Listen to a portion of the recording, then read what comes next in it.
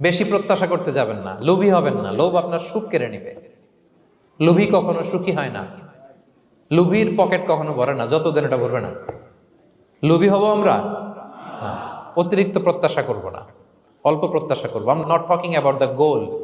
Goal should be bigger and higher, but I am talking about expectation.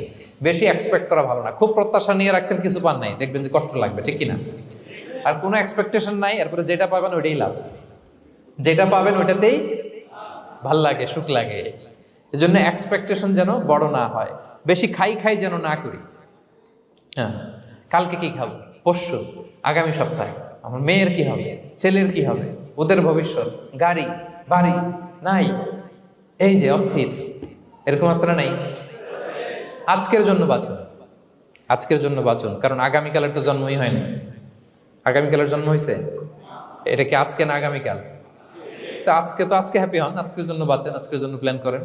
আগামীকালের তো জন্মই হয় নাই। কালকে সকালে সানরাইজের পরেই না আগামীকালের জন্ম গ্রহণ হবে, ঠিক কিনা বলেন?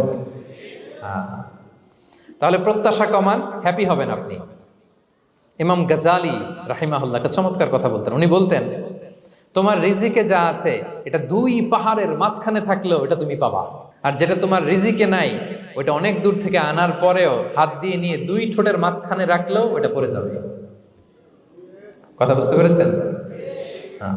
আপনি মাঝে মাঝে অ্যানিমেল কিংডম অথবা জিওগ্রাফিক্যাল চ্যানেলে দেখবেন যে বক মাছ শিকার করে কিভাবে অনেকক্ষণ লুকিয়ে থাকে, হুট করে একটা মাছ ধরে, ধরার পরে মাছটা বাঁচার জন্য ছোটাছুটি করে, বকটাও কামড় দিয়ে এমনি ধরে অমনি ধরে, পরে যায় আবার ধরে, আবার পরে যায় আবার ধরে, সবশেষে মাছটা টুপ করে পানিতেই পড়ে যায়।